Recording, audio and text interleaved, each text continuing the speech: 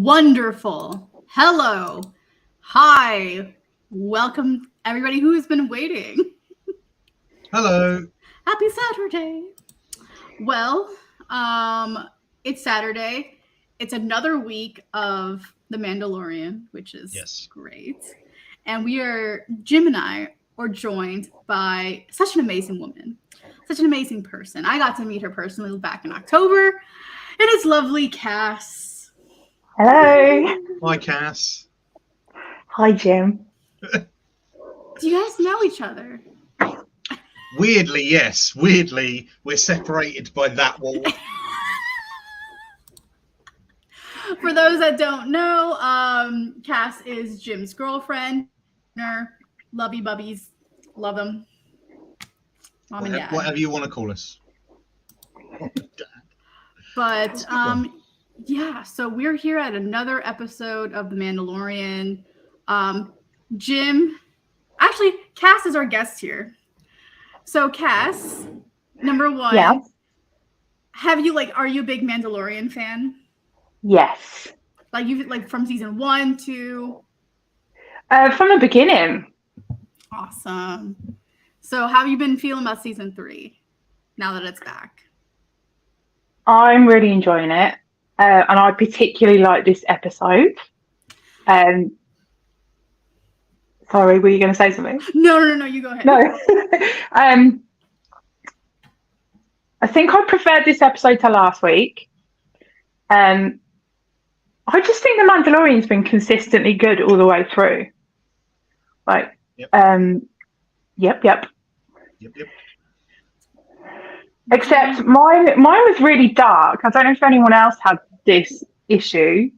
So I watched. Oh, I don't know. Could that be why? I mean, just all I know is that Star Wars and a lot of times, certain Game of Thrones did this so much.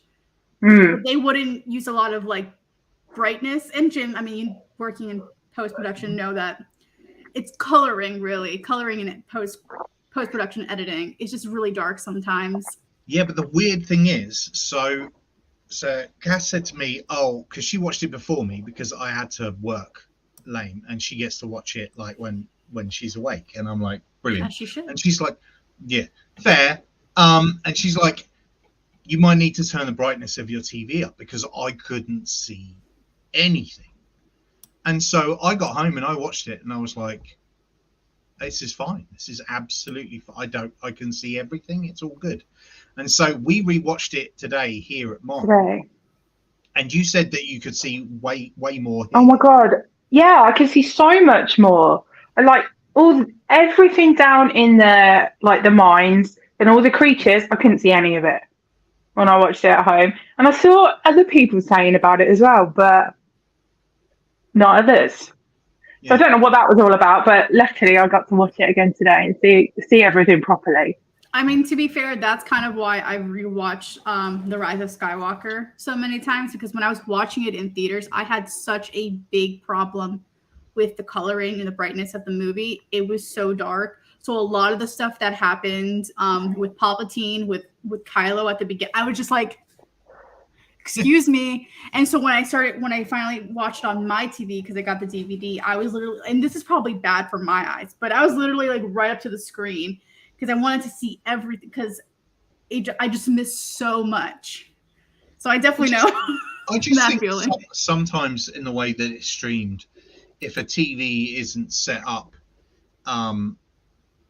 we should have mandatory Mando time, but we don't. I think just sometimes some TVs aren't set up for it. Obviously my TVs, because I'm that kind of guy, they're all dialed in to the millimeter, because I'm the lighting, it has to be perfect movie set. Come on. And so I think maybe if you don't have that, then it could look a bit dark, because I did see that the IGN review of it said how dark it was. And if IGN can't see it properly, I'm then it must have been dark, but not for me. What's up, Tim? No, yeah, I definitely agree. If IGN says anything that's kind of controversial, I would. That's a wow. Yeah. kind of thing. But getting into the episode, we're at chapter 18 in the Mines of Mandalore. And oh my God, number one, I think my MVP for this episode is Grogu. Oh, for sure. Oh, I had to break out the Grogu mug today. Just Nice. because So cute. we forget that like he's like a baby, but he did have 2 years with Luke. So yeah, he did learn some things, and you can tell that as well. You do see that in this Yeah. episode specifically. yeah, and people kind of like not I'm gonna say shit on him, but like once again, like not take him seriously because he looks like a baby, but he, you know, came in to save the day. And it was nice to see what's her name? Pelly? Yeah. Kelly, Pelly yeah. Moto. Pelly. I always Not Pelly. well, number one, I love the actress because Yep. she's just hysterical, just a great comedian. Overall, let's see. Wait, what's his comment? Hey, Jim, have you got anything to?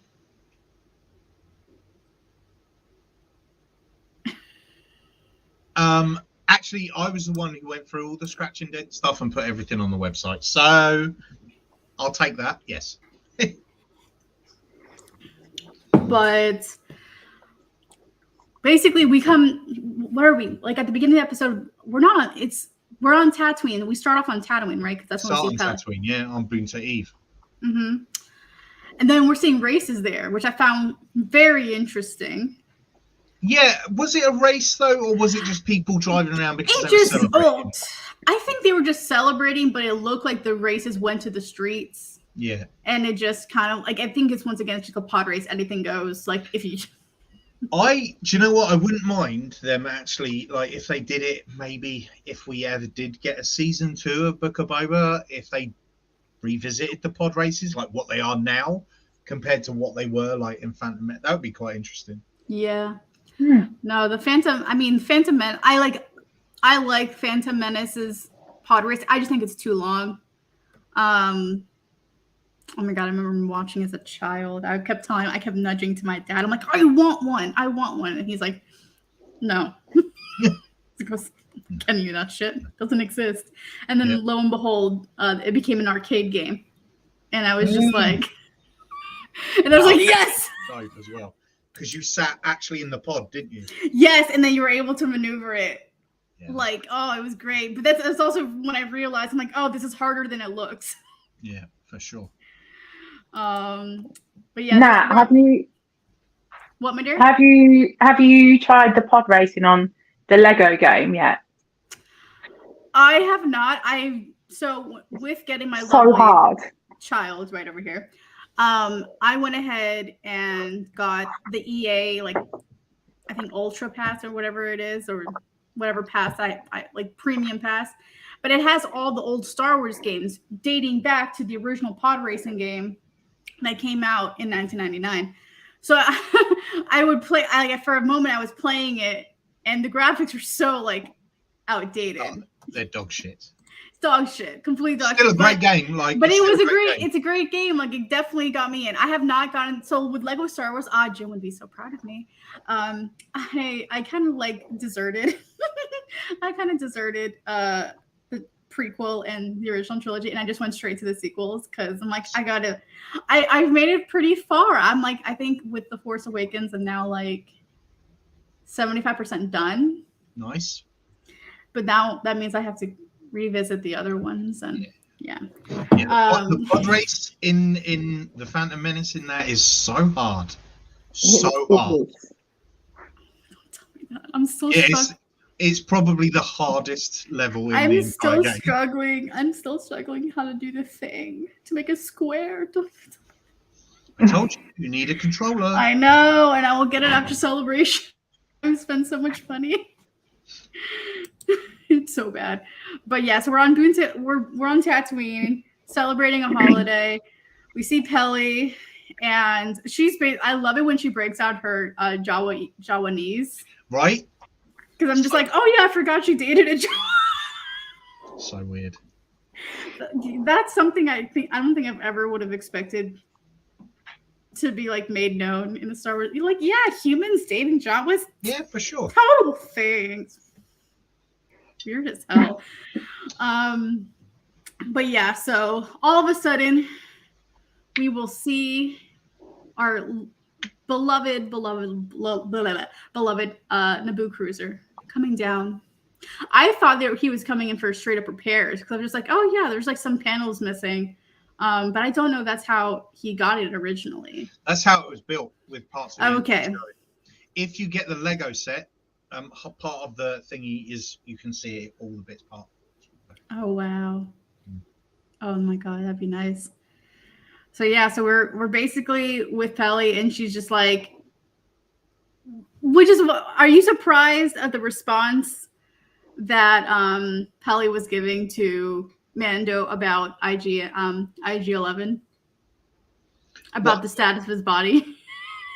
No, not really. I'm like, it's an old droid. I'm not surprised. Oh, thank you. Like, no, and also it got like it meant that like R5 got a piece of the action finally after all these years. He actually got to do something, Right. not just explode. They tried that as well. He looks so. Once he'd had his oil bath and they put him in the ship, he looks so good, so shiny. So. I mean, most droids do. Yeah, no, that's true. That's true. I remember seeing that episode in the Clone Wars, and I don't know, Cass, if you have seen it, but there's an episode where C-3PO and R2-D2 have to go on this like run for Padme and for Anakin because they're hosting an event, and someone convinces them to go get an oil bath or get like shiny and clean. Yeah. And it's a straight up spa for droids. Oh yeah, Cass has seen everything. I made her.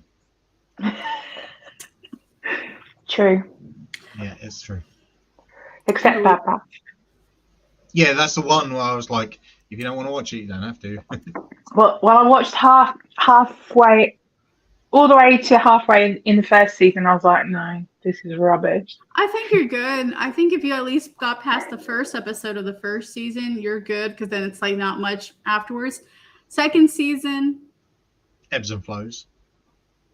it's like highs and lows. So really, yeah, depends. I mean, we know which ones are the best episodes and which ones are shit. Although it's a quick review because we're not doing it till the end. This week's episode of The Bad Batch was very good. Let's move on back to Mando. Yeah, back to Mando. So I think what immediately after he Din visits Pelly and he gets R5, they go straight to Straight to Mandalore. straight to Mandalore. One thing about this show is they are not messing about. It's With not time, like, they're just like.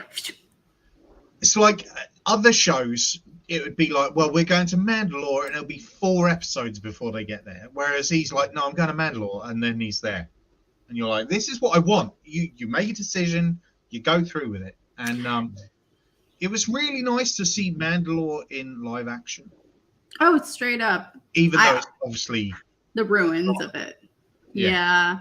I was because I was trying to, I guess, put into my head from the amount of times we had seen it animated, what part of Mandalore were we seeing? Because a lot of times, we saw Obi-Wan landing into Mandalore, and then being escorted to the city. So there is like that, time that you're being transported there, and then all of it, like now it's just you're going down a cave and there's just the ruin of it. And I'm just like, how bad did this, I mean, obviously it was pretty bad, but like how bad did the Empire bomb it to a point that's like, because that's another thing I did. I actually had to research what happened to Mandalore.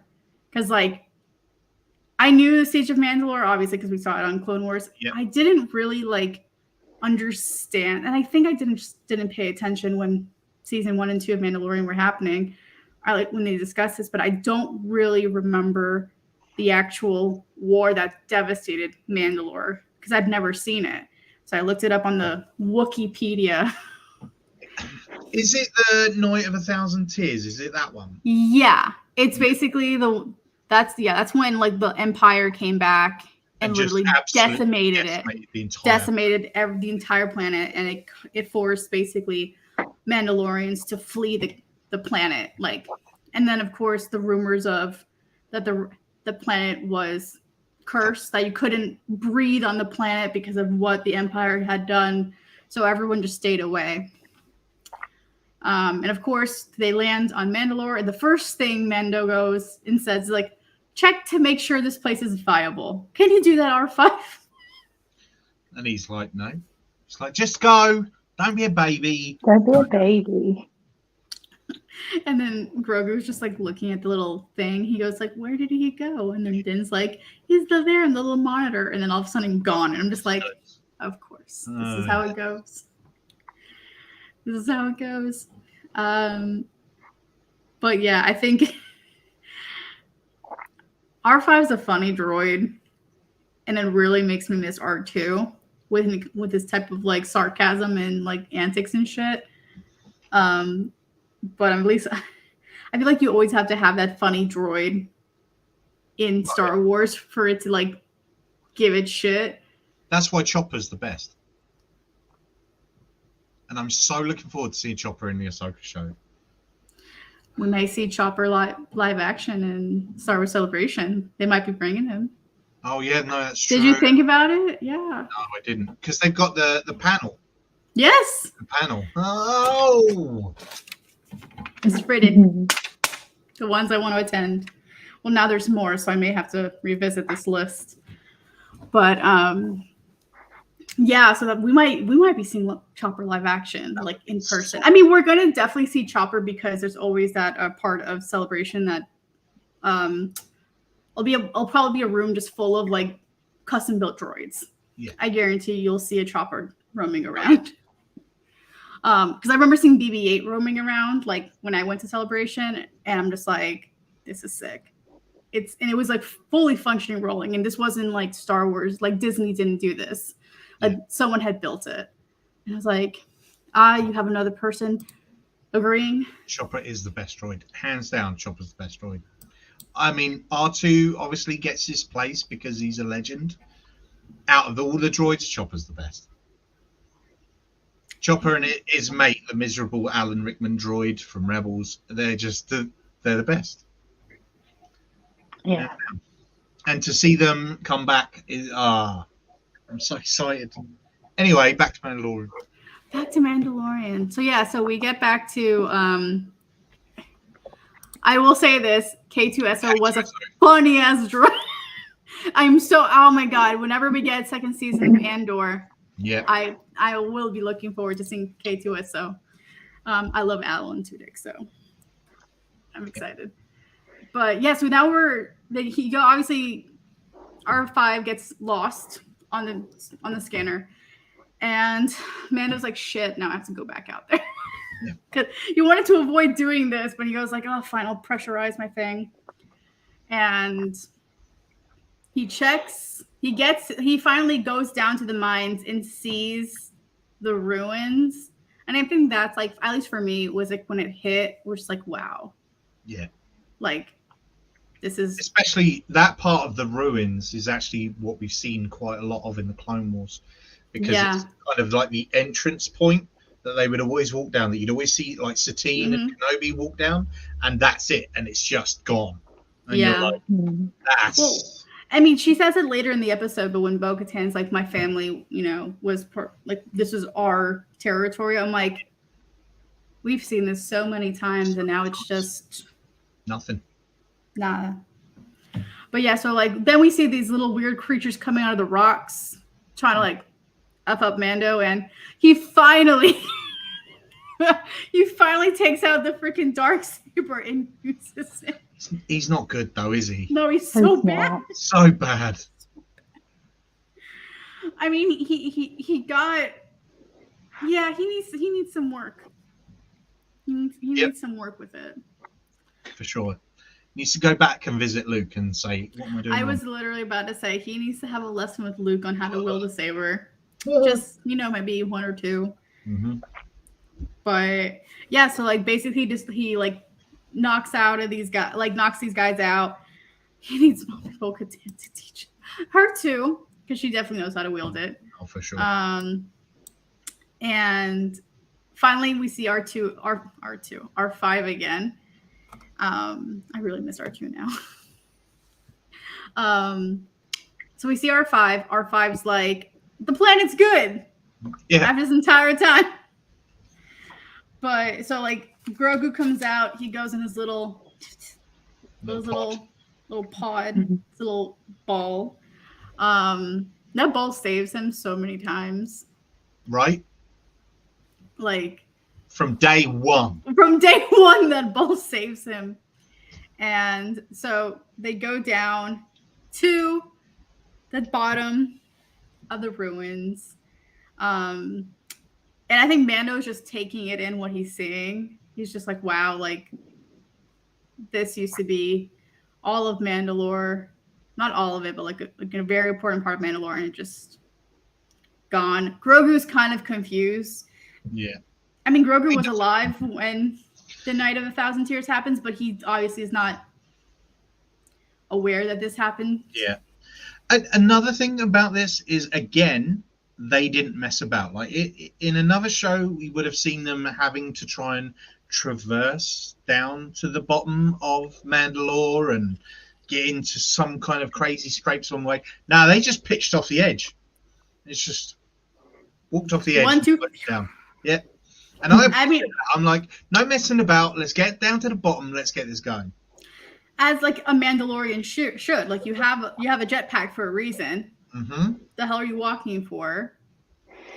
So, but yeah, they get to the bottom and they're finally going through the mines, and it's very like, obviously I think Mando said it in the episode, but he goes like, well, true Mandalorians don't need maps because we're trained to like, you know, at some point to learn the lay of the land so well that we don't need a map, that we know where we're supposed to go. Yeah. So he makes it somehow to those ruins, like even worse, the ruins, like the I'm gonna call it the shitter, like the shitter. Oh, for sure. Of Mandalore, and this man gets trapped, and it was giving me very much Transformers, that freaking Transformer that you saw in the first movie that just came out of the damn sand and just like twisted and turned and flipped around. And I'm like, of course, he would just get trapped. Yep. It was I love that thing though, that weird crab spider thing. I loved the look of it. It looked incredible. It did. And that's the thing, like, because Cass was saying that she couldn't see any of this, like none of it. It was just like shapes. Mm. And so when you saw it again, you finally saw everything. Yeah. And I loved it. I loved every part of that. It looked cool. It was menacing. It just had one eye. It was creepy. It was creepy. Yeah, it was giving me. It was very creepy to me. That's what I'm saying. It was giving me very much like a Transformer, but I mean, it kind of was, because he evolved into something. Like he just got out of there and transformed himself into a different body. I was just like, yikes! And then it also probably creepier as well, because he had the spines on his back. Oh yeah. He sounded like Grievous, and right. He had like one of those, what I would always call a force pike. But I think they're called electro staffs. They updated what they were called. They're electro staffs, so he had one of those because he was jabbing Mando with it. And then he decides to try and milk Mando for his blood, which was unnecessary, I thought. I thought he was gonna just spin him around and like cook him like a rotisserie chicken. That's what I was getting. That's what I thought. Yeah. And we're just like, oh, this is, so it's giving very much Return of the Jedi, Han being, tossed around. Yeah. Wait, I love that Bo brushed off the stories, but then realization at the end. But yeah, so obviously he gets trapped, and like Din goes, like, says immediately because like Grogu was smart enough to actually go after him, but like be sneaky about it. Yeah, he was really good. Yeah, 'cause my entire time I was just like, oh my god, if he gets captured, like they're fucked. Yeah. No one knows they're there. No one knows they're there. And so when he goes, go get Bo-Katan, hops in that pod and just zooms, yeets out of there. Legend. Then gets to the top, and another one of those monsters appears. Yeah, ain't no dragon now. And then he zooms up, and then I don't know what those creatures were called. I remember Bo-Katan calling them something. They're the other people that existed. They're the other creatures that existed on Mandalore that was not the Mandalorians. Yeah, but So- she named them, didn't she? She named them. Give me a second. She did, but the one that came out at Grogu was like a dragon thing. Oh yeah, the one that was in the basement was like a little dragon with wings, wasn't he? Because he started training. Trying to see. Began with an A, isn't it? Those what Bo-Katan said they were. Aardvarks. Yeah, aardvarks. Alamite. Alamite, that's it. Yeah. I was close. Yeah. So close. Yeah. So yeah, the Alamites are who we're basically seeing is kicking their asses and shit. And then Bo-Katan also was saying that like it was like, you know, they would be living in the slums of Mandalore. And I'm just like, oh, well, that's pretty fucked. Well, it would appear that they've taken over Mandalore now. Yeah. Well, but that didn't really bother Grogu at all. He managed to just yeet him straight out of that cave like it weren't using his force ability as he should. Without having to sleep it off as well. Yeah. I think Grogu's stamina is getting better. Good. I can only imagine if this is him 2 years after training with Luke, how advanced will he be in another 100 years? Yeah, when he's still a kid. Right. And everyone else he knows is dead. Yeah. Well, that's a cheery thought, isn't it? I mean, think about it, Yoda. He's seen so many generations of people. This is it. At least we know that the one constant, unless he gets killed, for Star Wars going forward from here on out, isn't going to be a Skywalker. It's going to be Grogu. And he lasts. He'll be the thread that ties it all together. That'd be great. Mm-hmm. That'd be wonderful. But yeah, so Grogu hops into the Naboo cruiser and yeets it for Bo-Katan's castle. And once again, she's looking like a badass. I mean, she's not happy though, is she? No, she's miserable. Yeah, she is. But I She's tell you sulking. but I tell you, she looks so good in that costume, man. That outfit, like in animation, it looked great. In live action, it looks astounding. Her helmet is one of the best helmets. I think I'm gonna be very of this mindset. When it comes to translating animation to live action, Mandalorians look amazing, better in live action than they do animated. So that's why now I'm excited to see what Sabine's gonna. I've seen Sabine live action because Sabine used to be a character at the Disney parks, but now I'm excited to see Sabine at the live action. Oh, it's gonna look incredible. Oh, I'm so excited! So good. Oh my god! If they were to ever revisit, and I'm just saying Star Wars, if you ever want to come up with this idea of just remaking animated scenes live action. From Rebels, when Sabine goes home and is around her family. Yeah. If you wanted to make that live action, that'd be great. So good. Everybody in there, they had gold and white Mandalorian outfits. Oh, so amazing. That's actually my most memorable, aside from the ending. That's what's most memorable of Rebels to me. When I think of Rebels, I think of Sabine and her family. Yeah. I love the way that she talked to Chris. Yeah.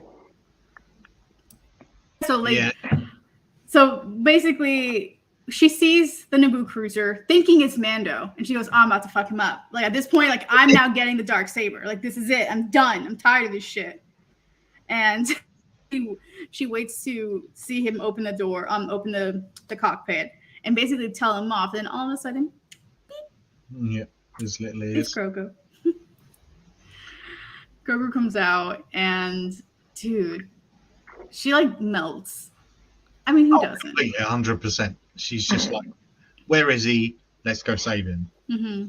And then once again, then they get into the fucking Mandalorian fighter, and I love that ship so much. It looks so good. again, in live action, it looks incredible. Do you have it? In Lego, yeah, it's there. Oh, okay. That's not Bo-Katan's one, technically. I'm just gonna assume every single time we see a ship live action, you're gonna have it. Mostly. If Yeah. not, it's on the way. Well, this is it. This is what I'm about to say. So, in the trailer, we've seen her Mandalorian fighter be chased by TIE fighters, TIE interceptors, if I'm going to be real specific about. And there's actually a Lego set coming out of that. And so that's a definite, because I'm like, that's so cool. Cass is like, and another kit he buys. She's as bad as I am. We sat there today building Lego together. We did. We did. I built the TIE bomber. She built the Tusken Raider brickhead. Oh, So cute. that's cute. Oh my god. That is actually adorable. Yeah. So I'm a big fan of that ship, and seeing it properly being used, I love it. So yeah. Now we are back on Mandalore, and I think Bo is just astonished that the lies that had been spread throughout the galaxy are just false. They're lies. It's not true. Like, people have stayed away from Mandalore because it was cursed. You couldn't breathe on it. It was inviolable. But that's all. Like, I think that if anything, now her knowing this gives her Renewed hope for Mandalore. And yeah, so Grogu's very hesitant in telling her where he is. He's like, he's too scared. And I'm like, dude, I'd be shitting my pants too. 100%. But he's just like, she's like, I need you to tell me where he is. I don't know where he is. You got to tell me. And once again, they do the whole thing where they just jump up and. Yeah, love it. I'm a big fan of all of that. And then obviously we get some more Alamites. Alamites, yeah. Yeah. And she dispatches them so quickly. This episode, because she knows she has in the past. Yeah, this episode shows you how much that she's not just a random Mandalorian. She's a fighter, and she has been her entire life. We were working out how old she is in this series. Mm-hmm. Because obviously she doesn't look that old, but I mean, she's technically would be in her mid to late 40s at this point. So, I mean, she's still an absolute badass, which just goes to show you that people in their mid 40s can still be badass. I'm in my last. No. Next year would be my last year, my 20s. Yeah. I'm gonna have a funeral this year. You're still young. Don't worry about it. I know, no, but that's what I'm doing for my birthday this year. I'm actually having a funeral for my. Because next year, well, I literally want the whole thing. I want like a funeral cake. I want like we're all mourning my 20s, because next year is my dirty 30. Like I was glad to see the back of my 20s. I'm not gonna lie. I was just like, you can keep that. Let's see what's going on in my 30s. And I did the 30s, and I was like, yeah, it was fine. Let's see what the 40s have got to deal with. And I was like, oh, just painful back every day. Great, thanks. Winner, chicken dinner. Right? But yeah, so like Bo finally kicks ass, but finds Mando, and I'm not gonna lie, the second I saw her pick up the Darksaber, part of me was just like, she's gonna like put it in her pocket and be like, you ain't getting this bitch back because you dropped it. She can't do that again. She can't. Given it, no. And that is not okay. And that's the reason that no one followed her, is because she was given the Darksaber. She needs to get it honestly, doesn't she, now? She needs to get it in battle. Because, to be fair, this is a crazy thought. People that have actually defeated people in battle that have had the Darksaber, Obi-Wan Kenobi defeated Gar Saxton while he was wielding the Darksaber. So technically, Kenobi could have taken the Darksaber. Maul and Din. Nobody else has actually fought against someone, defeated them with the while they were wielding the Darksaber. So no one actually lays claim to that at this present moment in time except Din. He's the only one that's won. And you can take that Moff Gideon and shove it up your ass. Yep. Because even he stole it. So yeah, he stole it. That's why I was just like, I remember when we were seeing him in the first season, I was going through it and I was watching it, and someone was mentioning to me, and they're like, yeah, he just took it. Like, the whole point of the Darksaber is, like, you have to, like, earn it to wield it, and to wield it, you have to defeat someone in battle. And I'm just like, so we're just here taking sabers. Which Bo-Katan has never done. So really, she doesn't lay claim to Mandalore at all. Just Really? say. That's true. Mm. Mando But she was can't use incredible with it. She was incredible with it. I feel like it is her divine right to have it, and one day she will defeat someone in battle for it. But the thing is, she can clearly tell because he offered it to her, and this time like last season, he was like, "Look, just take it. I don't care." And she's like, "No, I can't." Because it doesn't work. Because it doesn't work like she that. Like, did that before, and she wasn't able to unite all those. Right. So it's not going to work if you do it that way. You have to do it properly. Mm-hmm. I think this leaves us in a bit of a predicament. But let's finish the episode, and we'll talk. Yeah, we'll finish the episode. Afterwards. So he gets out of the. Bo is able to get him out of that spider crab situation. Little thing. It was a little bit difficult because that one-eye little creature was just so smart. Once he got once Bo cut his body, they didn't cut off his eye in general. So he just separated himself, and I'm just like, of course, this little eye is just popping out and just goes to his legit big ass body to attack again. Oh, but she didn't even think twice about that. Oh, sliced up his arms straight everything down the middle. I was like, it was giving me very much Attack of the Clones when Obi-Wan was doing that to that leafy looking creature. I don't remember. On Geonosis, you don't remember that? No, I've blocked that entire film out of my subconscious. Duly noted. But yeah, so then after all that's done, Bo was like, "Why the hell are you here?" And he's like, "I gotta go to the mines of Mandalore. I have to go enter the water and bathe in it." And he takes her. She takes him to the ruins, and she was just like, "Yeah, this was something we did very often. I'm part of the royal family. People wanted us to do this." But you can see when she was telling that story that she doesn't hold any weight in any of those stories. She's just because she really wasn't connected. It's just something we did. It's just something people wanted to see. None of it means anything. Is that Star Wars shading the UK right now and being like, what you guys going on over there? It's not anything real. Well, yeah, maybe. They're not wrong.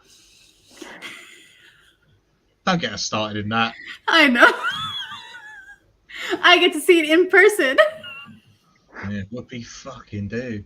We realised that we're actually going away during our new king's coronation. We're getting perfect out of town when that. Just so I know, when's it happening? May. Okay, so I will be long gone.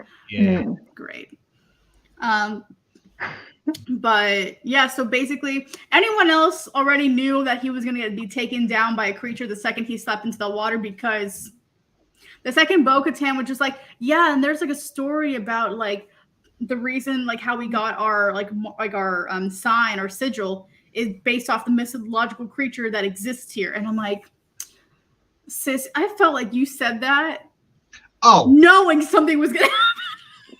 This whole episode, by beat, was just the great, ancient mythosaur. They even said it in the what happened before, and then she's like, and our ancient ancestors rode the great mythosaur, and we have never, ever seen a mythosaur, not in live action, not in animation. I think maybe once in a comic somewhere.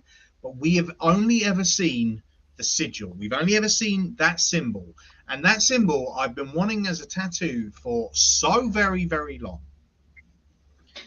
And the minute, like every single beat, they're like, great mythosaur. And then the minute he like chips off the end and disappears, I'm like, this is it, isn't it? This is it. But Bo was very fast in driving in, like diving into that freaking water, like Yeah, oh yeah. speeded. And I was just like, she did not hesitate, and she went down and finally saw it, like saw the mythosaur, and was just like, it's real.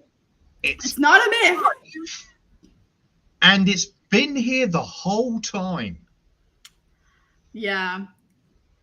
And that's pretty much where the episode ends.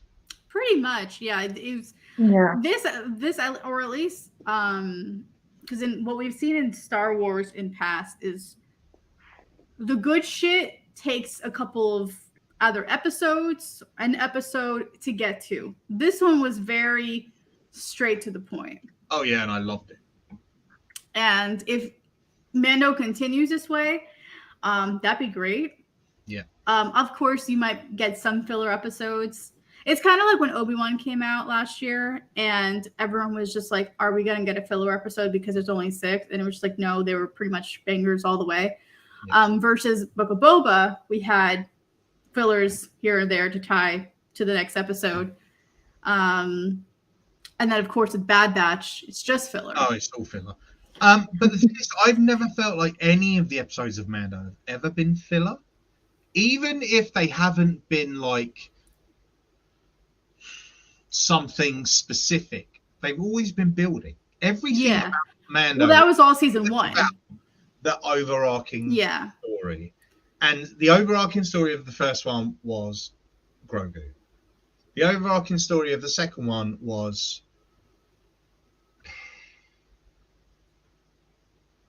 Navarro, Grogu, the whole shebang. We'll bring in Grogu to the Jedi. Yeah. And now this is gonna, for me, I think this is gonna be very much about trying to reestablish Mandalore. Please. I think it's needed. As the show's called The Mandalorian. Oh yeah, absolutely. And I think now that we've had 2 seasons of him protecting Grogu, and that's been great. So I think it's very, very smart that they've gone episode 2. We see an episode of Grogu defending Mando, because he's no longer like, I never want to say this, but the weak link. It's not a case of every single episode Mando has to save Grogu. Nah, he's part of the crew now. He's not Omega. No, exactly. He's part of the bigger story. And this bigger story is Mandalorians, Mandalore. But I think that gives us a little bit of an issue. Not a bad issue. Well, it depends on your point of view. This ultimately puts Bo-Katan against Mando. For sure. Knowing that the plan is now viable, knowing that basically we could have all the Mandalorians return back home. At the end of the day, who are they going to be following? It's going to be Din. It's not going to be Bo. When she knows in her birthright she is deserving to be ruler of Mandalore, but she does not have the Darksaber. But also, I was saying some of this to Cass earlier on. I think a lot of her feelings behind leading Mandalore is a certain sense of duty to her sister. Still, Satine, because let's not forget, Bo-Katan left. She didn't want to be part of that. She went to Ordia and became part of the Death Watch up there. She didn't want any part of that. So for her, she was very against her sister's pacifist views, because she saw that Mandalore still had enemies, and to use the forces that they had to fight it. But her sister was like, "No, I don't want to fight. We just want peace." And her sister's like, "Sis, no, you have to fight." But this is where we have a problem, though, because she's still going to want to do that. She's going to be like, listen, they turned our planet to glass once. I'm not letting that happen again. But I don't think that would sit well with Din. But then who's going to be riding that mythosaur? But there were also elements, as she was walking down, telling him the stories, reading I mean, that would be nice, but I don't see that happening. That's very Disney princess ending. Yes. Telling the stories, reading the plaque, but then seeing how passionate Din was about it when he stepped into those waters and how important that was to him. You saw on her face that she's like, there's more to this than just the stories. There's a whole group of Mandalorians that are united under this. And whilst when we first saw it, it was very cult-like, there's a very good chance that this could be the key to reuniting Mandalore. And then obviously then she actually sees the mythosaur, and then all of a sudden it's just like, these weren't just stories. Mandalore the Great was a real person who wielded the Darksaber, who rode the mythosaur. These weren't stories. This is history. This is fact. And it's just like, it's where she goes with that is going to be the interesting part. Because I refuse to believe that the rest of this series, the main enemy is going to be those pirates. Because they're still chasing him, but they were rubbish. Bo-Katan technically is a Disney. True. And as is Princess Leia, and as is Prince Ben Solo. I am still of that freaking mindset that freaking Ben Solo is a legit prince of Disney. Yep. But no, actually, you know what? Everything you just said makes complete sense, and I would like that to be the trajectory of the rest of the season. Because regardless, you can even continue that in seasons 4 and 5. Because, like, yeah, sometimes it's hard to get such that story happening in one season. But I think at the end of the day, story that can be expanded so far. This is an entire race of people that you're trying to bring back together to become. But unfortunately, there is another problem there, and that is in about 10 years' time, you're going to start seeing the rise of the First Order.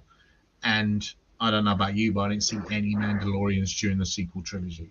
I didn't see any of them. They were not present. And so if they're together and they're united as a planet, then they would have been part of that, because they wouldn't have been corrupted by the First Order. They would have fought against them, but we didn't see them. So I don't know.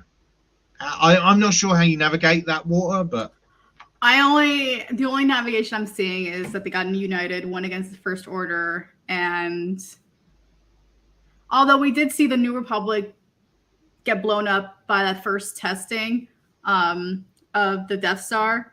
Not the Death Star. Star Killer Base. Star Killer Base. I know. It's definitely not the Death Star.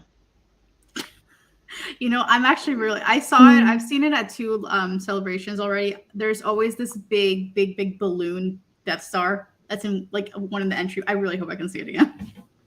Nice. But I don't know. It's either that means if we don't see them in the sequels, if there's no presence of them ever, like at least in the sequels, that means something really bad happened to them. Either something really bad, or they turn around and say, we're not getting involved in any of this. Leave us be. If you come here, we will end you. And they're just doing their own thing, which I could see happening. Mandalorians are a strong enough race. Like, if you go back further, like, and I mean back far, if you go back to Old Republic times, like, Mandalorians were everywhere. I mean, everywhere. And they were, like, real seen as the fighters of the galaxy, you know?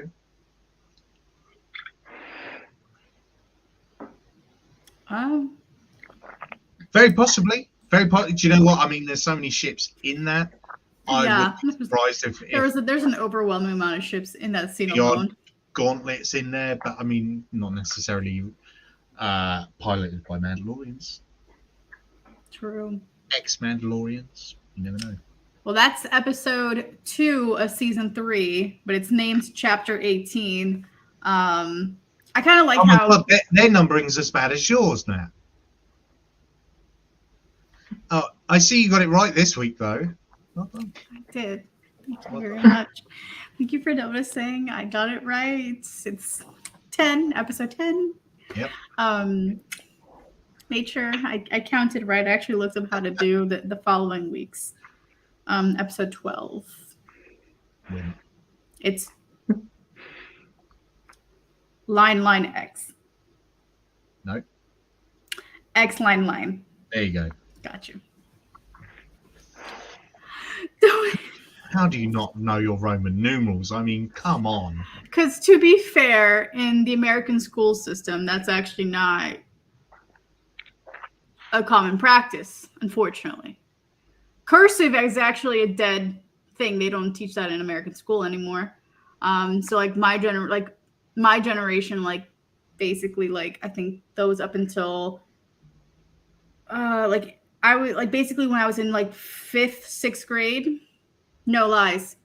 Basically, when I got to like 8th grade in American middle school, we use cursive for all of our English assignments. After that, it was never required. Yeah, so I know how to write cursive, but I know many people now that don't know how to write cursive because it was not mandatory for them. It's still a big deal for us because we keep it real. We keep it OG over here. You know, proper English and everything. That's right. Yeah, I mean, probably because we have history, real history, not just like 200 years of. Oh no, this is a good point. The only thing America uses is Roman. It's a damn Super Bowl. Yeah. Oh no, they don't do it anymore. I was going to say up until I think WrestleMania 30, they also used it for WrestleManias. You're right. Yeah. You are correct. It was XXX. And then they changed it to actual numbers. You can see where XXX gets. Oh, yeah, that's a terrible idea. Yes, it's WrestleMania Triple X. No. What are people expecting? I don't know. Like, I'm just saying this now because I don't know if I ever told this to you, Cass, or Jim when we were at dinner when we were back in Orlando. But there's a this is gonna be diverting off of Star Wars for a bit, but now Her internet always goes when she starts telling a good story. Right in the middle of a story, disappears, and you're like, "We'll just wait. We'll just. At least I've got you here now, so yeah. Hi. It's just me like vamping. But hello, darling. How are you? All right. How are you? I'm all right. Do you know what story she's going to tell? No idea. Oh. I'm thinking it's a good one. It better be a good one. She's still paused. Hello, everyone. Take a screenshot. Yeah, I'm gonna take a photo of that. Oh, bless her. That's so mean. I know. Well, Yeah. that's what you do to your friends, isn't it? Oh, she's gone completely. She's gone. So this is fascinating, right? Because when she goes, this is her channel, right? This is her stream. We're completely in charge of her stream now. Okay. Oh. Yeah. So until she comes back, we're just going to be live forever. What should we talk about? Are you supposed to be talking about the Bad Batch? No, we don't do that anymore. We will probably, when it's finished, we'll do like a roundup show. But you haven't watched it anyway. Oh no, but you could have just talked about it. Matt's just said I should use a C word like she did on my channel. To be fair, she dropped it numerous times on my channel as well. But you see, I'm more respectful than that. I wouldn't. Here she is. I would use the word cunt on her channel when she's not here. Oh wait, I'm sorry. Hey Nat. What's up, people? We got. Oh, I didn't tell you this story, and then you just blanked out. Yeah, because my Wi-Fi decided to reset itself like the asshole it is. Yeah. Freaking great. No, so quick story. There's an American drag queen. Her name is Monet Exchange. She's 100% convinced that our accent, the American accent, is the original accent, and that you guys evolved your accents. The stupidest thing I've ever heard in my life. She's aware that y'all came from here first, right? Yeah, and she was just like, yeah, you guys used to sound like us over there, and then when we came here, we kept our accents and you changed yours. And rechanged. Okay. When you read Shakespeare, it sounds well American, doesn't it? I'll send you the clip of that alone, and Please you're do. gonna. That sounds hilarious. This is on national TV. I'm just like, oh my god. We're seeing this on national TV. Oh god, it's hysterical. But yeah, so that's chapter 18 of The Mandalorian. Excellent episode.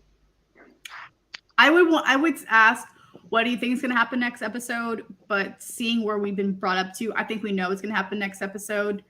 It's just going to be picking up right where we left off from him being cleansed. Is that what happened? Like he got cleansed, really? Yeah, for sure. So he's now should be allowed back in, redeemed. To watch. Yeah. And potentially lead them. So yeah. So I imagine. I don't know whether he's going to go straight back to the armorer. I don't know whether that's going to happen next episode. But that's definitely where he's going to be headed. But it all depends on what's going on with Bo-Katan, because Matt just makes a good point. Actually, he didn't finish saying the whole thing. Oh, time back to that kid that never finished saying his vows. Didn't say this is the way. He didn't say it, so he fell in. That's right, because that's what you do when you're wearing Beskar. Full suit, yeah. Wander into water and pray for the best. That was dumb. I'm sorry that was dumb. Idiot. But yeah, I don't know. Like in the trailers, like I said, we've seen TIE fighters and the Mandalorian gauntlets. So I don't know whether that comes next or where that comes. But do you know what? It's exciting. It's really nice to go. You know what? I'm really excited for the next episode. And that's how Star Wars episodes should leave you. They should leave you like, oh, we're so excited for the next episode. But I guess now I have to go and watch the last 2 episodes of Bad Batch because you told me they were good. But I cannot leave them. I cannot be in the mindset of like, oh, the next one's going to be great. Can't do that. Oh, no. I can't guarantee. Probably. But it's crazy because, yeah, so like now that Celebration is coming closer and closer and closer, I'm hoping that like we're just going to be seeing so many amazing things. Like, from The Mandalorian. I mean, we already know John and Dave are going to be there, which is really exciting. Yep. And Dave is actually one of those people that loves just roaming around. That's pretty cool. So it's like, I don't know if he'll do it this time because I've seen John do it too, though. John does it too. Yeah. So, yeah, I want to tell John, being like, oh my God, I loved you in freaking, what's that movie I saw him in? Friends. No, it's not Friends. It's a movie that he did with Vince Vaughn, like I think in 2007 or 2009. Swingers. Nope. It was oh my God. It's also with Jason Bateman. And oh my God, I'm such an asshole for forgetting. But yeah.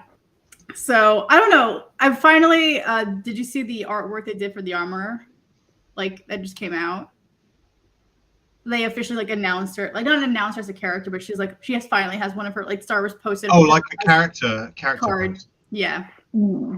Nat, you're gonna see my man tonight. Oh, you're going to see 65? Oh, please enjoy it. We saw that last night. Thoughts? I'm not gonna watch it just because I don't watch Adam's movies unless it's House of Gucci, and there was an exception for that. So we've heard that we saw reviews that weren't the best. That they were like, this is not good. Sems said it wasn't good. We really enjoyed it. Really enjoyed it. Like we were entertained. I'm sorry, I'm not going to speak for Cass. That seems unfair. My love, you tell her how you thought. I really enjoyed it. It was fun. And like, I don't want to spoil it. For those that haven't seen it, this is going to be a spoil moment. So if you have not seen 65, I don't know if it's a spoiler or such, but there's only like 4 characters in it. There's only Which is 4 pretty amazing. Well, too, Yeah. I saw him talking to, because I will watch his interviews. I won't watch the movies, but I'll watch his interviews. They made this at the beginning of COVID. Wow. This was like, Oh, okay. they did this movie at the end of 2020, beginning of 2021 in Baton Rouge or New Orleans, Louisiana. So it was during a time where many people couldn't be near each other film wise. They were very strict back then. Then it's actually genius because there's only 4 people in the whole Yeah. film. You know what? It's not going to win awards for like anything. But if you want to sit there and watch an entertaining film from start to finish, it's that. With dinosaurs. With dinosaurs and Adam Driver. Like, Adam Driver and dinosaurs. Like, I'm not sure if there's anything better. You know why he did it, right? He said in an interview he did it because his son likes dinosaurs. And he wants to be able to make a family-friendly movie with dinosaurs. I don't know if it's family-friendly, but... I mean, I would say so. Yeah. It's only a 12A over here. It's not gory. No. It's not a what? Not gory. No, you said 12A? Yeah. Yeah. So, is that your rating system? Yeah, so we have UPG 12, 12A, 15, 18. But it did make you jump a lot. Yeah, we jump a lot. Gotcha, because we have G, PG, PG-13, rated R. So your PG-13 is our 12. Got you. And a 12A is like, it's you can go if you're 12, but you need to be accompanied by an adult. Yeah. Interesting. Yeah. But yeah, well, that's amazing that you guys got to see it. Yeah, another thing with me is just like, I don't like, it's not that I don't like going to see movies anymore in theaters. Like, I do miss that experience. I just don't like going alone. And here being in Atlanta, I just like don't have many friends to go with. So I'm just like, I'll just wait till it comes out on like streaming services. I'll tell you something, right? Getting used to going to the movies alone is one of the best things ever, right? Because I quite like going alone.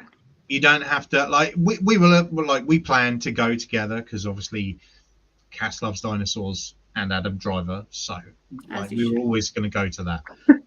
But like, I'll happily, like, if there's a film that I want to see, I'll happily go alone. I mean, Star Wars is a very Star Wars is very sacred to me. Like that, I'll do alone because I don't want anyone else to impede my like viewing experience. Like I think for The Last Jedi, I saw it alone in IMAX theaters. I think I did a whole date night because I think Disney Springs was doing this whole like, if you were there for the premiere, like at Disney Springs, you got a free drink in this cool cup. Really cool. I wouldn't expect less from Disney Springs. Rise of Skywalker, that was the one. That was a hard one to find tickets for. So I actually ended up having to buy tickets for the Rise of Skywalker in like a different city in Orlando. Wow. Because Disney Springs sold out so fast. Any theater that I knew of in Orlando sold out so fast. So I actually had to go separate. And the sequel trilogy I saw the first time I went to see them at the cinema, it was always with my kids. But then me and Cass went to see Rise of Skywalker together as well. That was our first Star Wars movie at the cinema. Yeah. So that's always been our movie, which is why why we're the way we are, to be fair. Well, yeah, it'll be a good time. Matt, when you go see 65, I think from the trailers, it looks really cool. It's fun. It's super fun. There's a lot going on in it. Adam was great. His co-star was great. Ariana Greenblatt.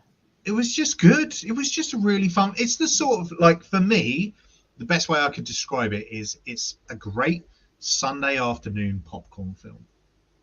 Okay. Definitely something you can watch over and over again as well. Yeah, for sure. All the Adam Driver fans are like, we're all in a chat, at least the ones I know, and they're just like, "Are you going to go see it? Are you going to go see it? Are you going to go see it? Oh my god, RB looks so good." And I'm just like,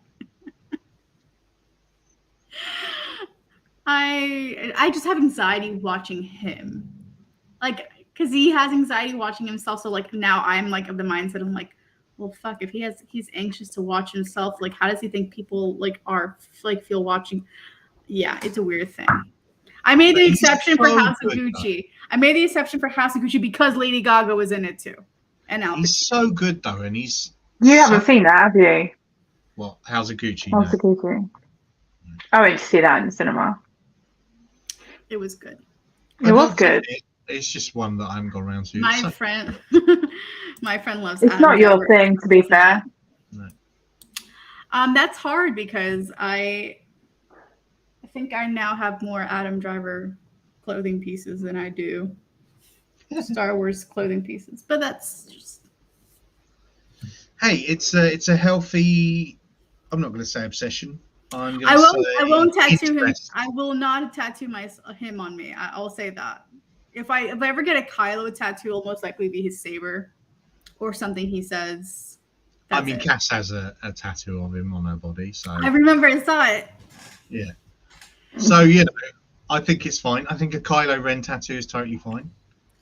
I actually. But especially after this week's episode, I definitely need to crack on and get my Mythosaur tattoo. I've had it designed. We found the picture today, and I designed it 73 weeks ago. 78. 78 weeks ago, and I still haven't got it done because it's part of a cover up on my arm, and it's going to be huge. So I was about to ask, where would you be able to have this done? Because you have a lot. Well, it covers this, so it's going to be basically there. Got you. He's got like a whole back. Would you have it done in full color, or would you be?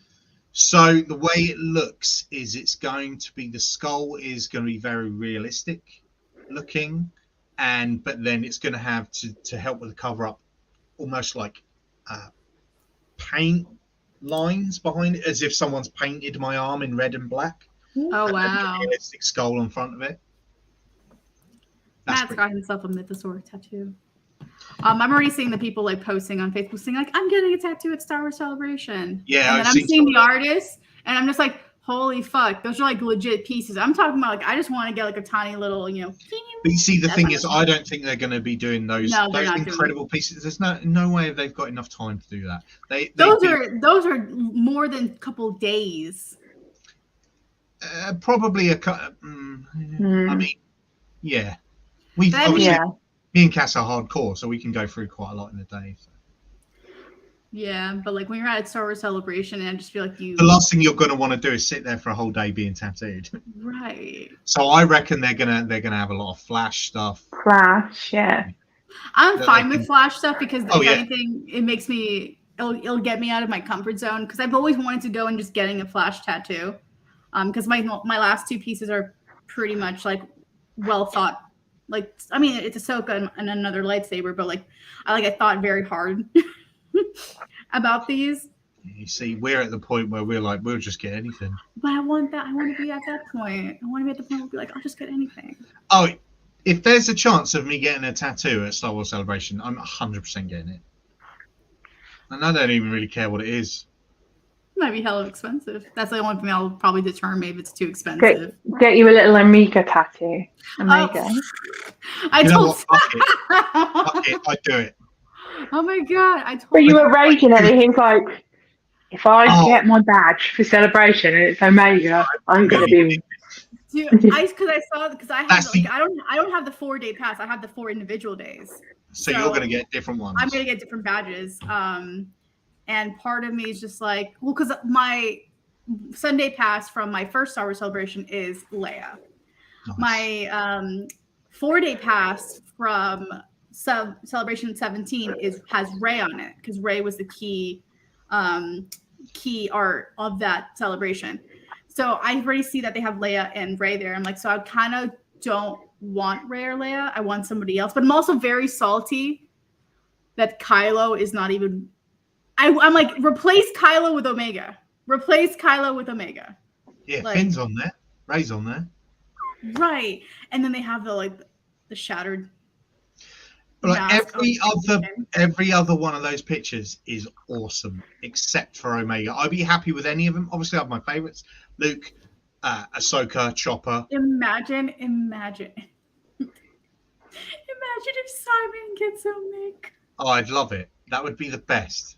That would be the best. But I'm kind of hoping that as a 4-day pass, we get a good one. Mm-hmm.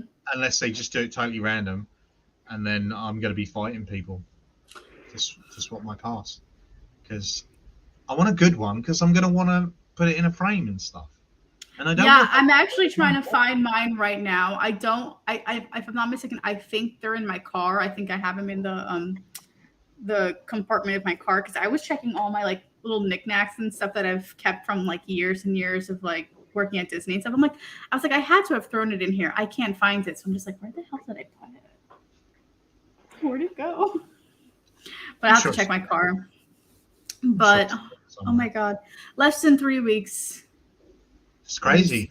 Yeah. I'm excited. We need to get our shit together. I need to get my house cleaned, man. Yes, literally in 3 weeks. Today, I will be like on a plane. Yeah, so I'm going to have to get a cleaner in before you arrive. Because my house is a state. His house is tidy. Always. It's a mess. And I've got a house full of people as well. So, and you're all women. So you're all going to be judging me about the state of my house. I used to live with men. What the hell? Yeah, I know. Someone makes a valid point. That means less than 3 weeks remaining of the Bad Batch. It's true. It's very true. Wait. No. What number episode came out this week? What was the number? I didn't look. Because then aren't they releasing like the last two as like the last one as a 2 episode? Maybe. This was episode 12. Then on the 15th is 13. 22nd is 14. So yeah, so the final week must be 15, a 2 16. episode. Yeah. Nice. That's fine. That's Well, all right. ladies and gents and everyone else, that's it for this week's episode of Rebel Base Radio featuring Cass. Yay. Next week we're actually on this guy's. I got it right this time. Other We're on way. This guy's. No, it's No? not. It's, I'm Oh pointing no, to because you came in late. So because you've been out and come back in, you're still over there to me. So if you point the opposite direction, you will be pointing at me. But Dude, because on you my came thing, back in, I'm right where I was before. now you've changed it around. See, now you've changed it around again. So now you're there. No. Yes. Weird. It's the weirdest thing. All right. With that being said, see you guys next week for another episode of Mandalorian and one more week closer to Star Wars Celebration. Woo! All right. Peace out, friends.